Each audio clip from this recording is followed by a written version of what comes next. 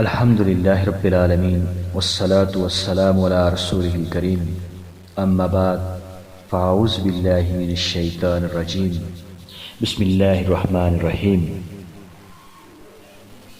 آج ہم انشاءاللہ دوسرے پارے سے مختصر خلاصہ اس کا مفہوم پڑھنے اور سمجھنے کی کوشش کریں گے۔ سيقول السفهاء من الناس ما ولاهم عن قبلتهم التي كانوا عليها قل لله المشرق والمغرب يهدي من يشاء إلى صراط مستقيم۔ ان قریب لوگوں میں سے بیوقوف کہیں گے کس چیز نے انہیں ان کی اس قبلہ سے پھیر دیا جس پر وہ تھے، کہہ دے اللہ ہی کے لیے مشرق و مغرب ہے، وہ جسے چاہتا ہے سیدھے راستے کی ہدایت دیتا ہے۔ رسول اللہ صلی اللہ علیہ وسلم ہجرت کر کے مدینہ پہنچے تو 16 یا 17 ماہ تک بیت المقدس کی طرف منہ کر کے نماز پڑھتے رہے۔ پھر آپ کو بیت اللہ کی طرف منہ کر کے نماز پڑھنے کا حکم ہوا۔ اس پر یہود، منافقین اور مشرکین سبھی نے اعتراض شروع کر دیے کہ اگر وہ پہلا قبلہ درست تھا تو اسے بدلنے کی کیا ضرورت تھی، اور اگر یہ درست ہے تو اتنی دیر ادھر منہ کیوں رکھا گیا؟ اللہ تعالیٰ نے اس کا جواب دیا کہ یہ لوگ بیوقوفی کی وجہ سے ایسی باتیں کہہ رہے ہیں۔ مشرق یا مغرب کی اپنی کوئی حیثیت نہیں، ان کی طرف منہ کرنا باعث ثواب ہو، بلکہ اصل چیز اللہ تعالیٰ کے حکم کی فرما برداری ہے، کیونکہ مشرق و مغرب دونوں کا مالک وہی ہے۔ وہ جب چاہے جدھر کو چاہے منہ کر کے نماز پڑھنے کا حکم دے سکتا ہے۔ ہمارا کام حکم ماننا ہے۔ صراط مستقیم وہی ہے جس کا وہ حکم دے، مگر اس پر چلنے کی توفیق وہ جسے چاہے دیتا ہے۔ وہ اس توفیق سے محروم ہیں، وہ بیوقوفی میں بیکار باتیں بناتے رہتے ہیں۔ وكذلك جعلناكم أمة وسطا لتكونوا شهداء على الناس ويكون الرسول عليكم شهيدا وما جعلنا القبلة التي كنت عليها إلا لنعلم من يتبع الرسول ممن ينقلب على عقبيه وإن كانت لكبيرة إلا على الذين هدى الله وما كان الله ليضيع إيمانكم إن الله بالناس لرؤوف رحيم۔ اور اسی طرح ہم نے تمہیں سب سے بہترین امت بنایا تاکہ تم لوگوں پر شہادت دینے والے بنو اور رسول تم پر شہادت دینے والا بنے۔ اور ہم نے وہ قبلہ جس پر تو تھا مقرر نہیں کیا تھا مگر اس لیے کہ ہم جان لیں کون اس رسول کی پیروی کرتا ہے اور اس سے جدا کر کے جو اپنی دونوں ایڑیوں پر پھر جاتا ہے۔ اور بلا شبہ یہ بات یقیناً بہت بڑی تھی مگر ان لوگوں پر جنہیں اللہ نے ہدایت دی، اور اللہ کبھی ایسا نہیں کہ تمہارا ایمان ضائع کر دے۔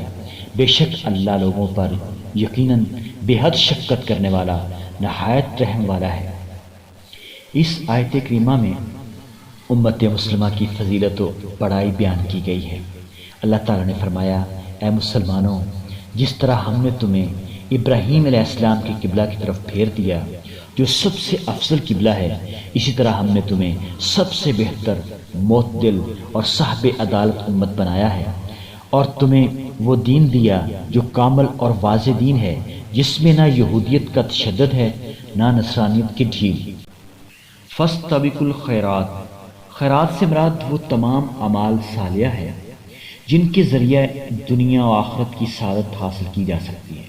گویا اللہ تعالیٰ نے مسلمانوں کو نصیحت کی ہے کہ تمہارا شیوا ہر خیر اور ہر بھلائی کی طرف سبقت کرنا ہونا چاہیے۔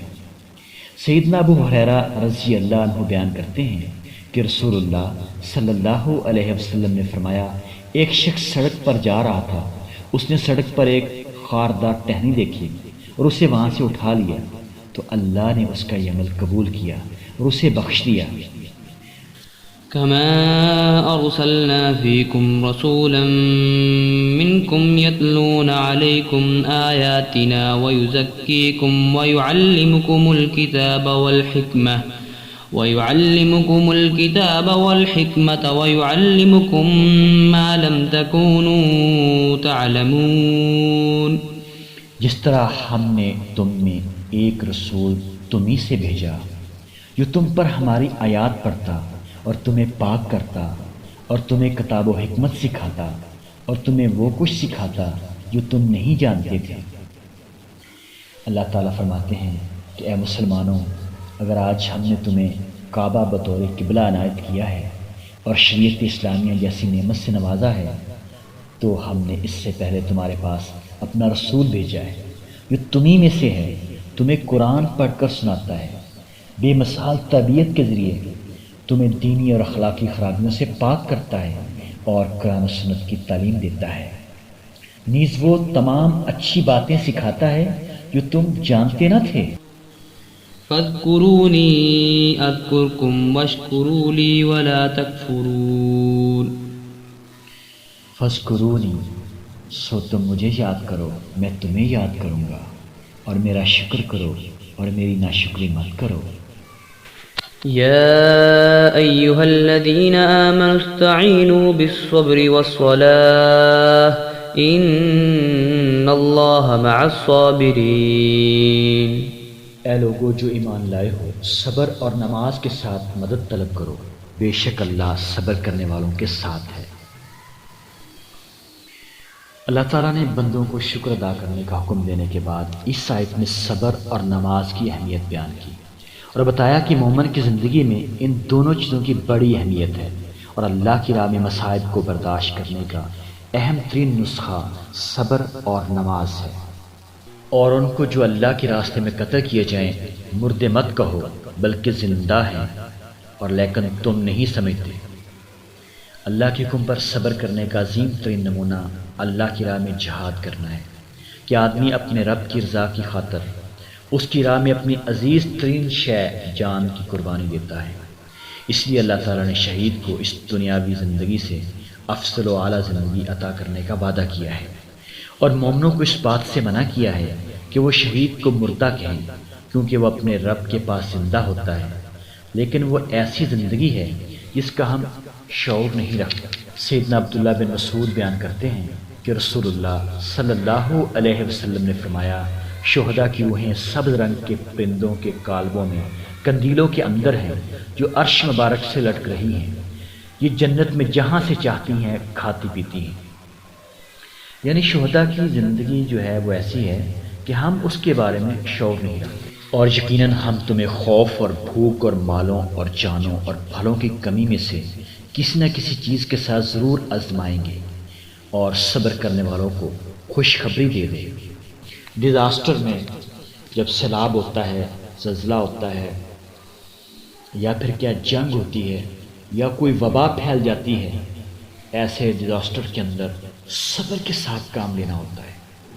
تو اللہ تعالیٰ یہاں پر اپنے بندوں کو یہی بتلا رہا ہے کہ تمہیں آزمائیں گے، یہاں تک کہ تم میں سے جہاد کرنے والوں کو اور صبر کرنے والوں کو جان لیں اور تمہارے حالات جان لیں۔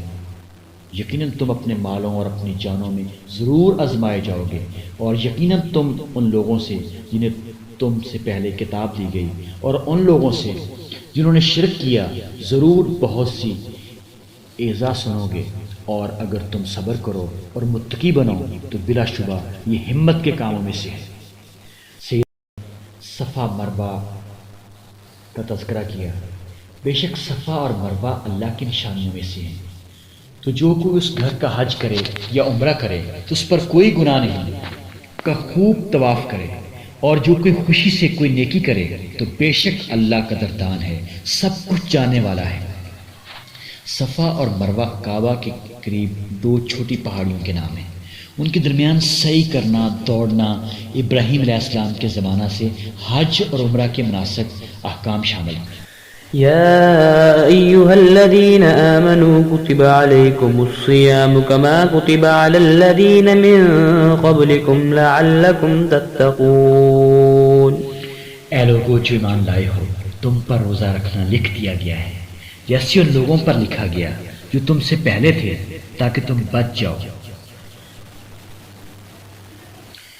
گنے ہوئے چند دنوں میں پھر تم میں سے جو بیمار ہو یا کسی سفر پر ہو تو دوسرے دنوں سے گنتی پوری کرنا ہے، اور جو لوگ اس کی طاقت رکھتے ہوں ان پر فدیہ ایک مسکین کا کھانا ہے، پھر جو شخص خوشی سے کوئی نیکی کرے تو اس کے لیے بہتر ہے، اور یہ کہ تم روزہ رکھو تمہارے لیے بہتر ہے اگر تم جانتے ہو۔ روزے کا مقصد کیا ہے؟ لعلکم تتقون۔ تقوی انسان کے اخلاق و کردار کو سنوارنے میں بنیادی کردار ادا کرتا ہے۔ سیدنا عبداللہ بن مسعود بیان کرتے ہیں کہ رسول اللہ صلی اللہ علیہ وسلم نے فرمایا، اے نوجوانوں، تم میں سے جو شادی کی استطاعت رکھے تو وہ شادی کر لے، اور جس سے استطاعت نہ ہو تو وہ روزہ رکھے، کیونکہ یہ اس کی نفسانی خواہشات کو توڑ دے گا۔ کون ہے وہ جو اللہ کو قرض دے اچھا قرض، بس وہ اسے اس کے لیے بہت زیادہ کئی گنا بڑھا دے، اور اللہ بند کرتا اور کھولتا ہے اور تم اسی کی طرف لوٹائے جاؤ گے۔ اللہ کے راستے میں لڑنے کا حکم، اور اب جہاد میں مال خرچ کرنے کی ترغیب۔ قرض حسن سے مراد یہ ہے کہ خالص اللہ تعالیٰ کی رضا اور ثواب حاصل کرنے کے لیے مال خرچ کرے، اور اس میں ریاکاری یا کسی کو ستانے اور اس پر احسان رکھنے کا جذبہ کار فرما نہ ہو۔ اللہ کا کرم دیکھیے کہ خود ہی سب کچھ عطا کر کے بندوں سے مانگ رہا ہے اور اسے اپنے ذمے قرض قرار دے رہا ہے۔ اور جب جالوت اور اس کے لشکروں کے سامنے ہوئے تو کہنے لگے، اے ہمارے رب، ہم پر صبر انڈیل دے اور ہمارے قدم ثابت رکھ اور کافر لوگوں کے خلاف ہماری مدد فرما۔ تو انہوں نے اللہ کے حکم سے انہیں شکست دی، اور داؤد نے جالوت کو قتل کر دیا، اور اللہ نے اسے بادشاہی اور دانائی عطا کی، اور جتنا کچھ چاہتا تھا سکھا دیا۔ اور اللہ کا لوگوں کو ان کے بعض کو بعض کے ساتھ ہٹانا نہ ہوتا تو یقیناً زمین برباد ہو جاتی، اور لیکن اللہ جہانوں پر بڑے فضل والا ہے۔ سیدنا داؤد علیہ السلام جو لشکر طالوت میں ایک سپاہی کے طور پر شامل تھے، ان کے ہاتھوں اللہ تعالیٰ نے جالوت کا خاتمہ کیا، اور ان تھوڑے سے اہل ایمان کے ذریعے سے ایک بڑی قوم کو شکست فاش دلوائی۔ اس کے بعد اللہ تعالیٰ نے داؤد علیہ السلام کو بادشاہت بھی عطا فرمائی اور نبوت بھی، اور جو چاہا سکھایا، جس میں سے قرآن میں ان کے اسلحہ سازی کے علم، پرندوں کی بولی کے علم اور حکم یعنی قوت فیصلہ کا ذکر ہے۔ اس کے علاوہ ان کی خوش لحانی پرندوں اور پہاڑوں کا ان کے ساتھ تسبیح کرنا بھی شامل ہے۔ اس حصے میں اللہ کی ایک سنت الہی کا بیان ہے کہ وہ انسانوں ہی کے ایک گروہ کے ذریعے سے دوسرے انسانی گروہ کے ظلم اور اقتدار کا خاتمہ فرماتا ہے۔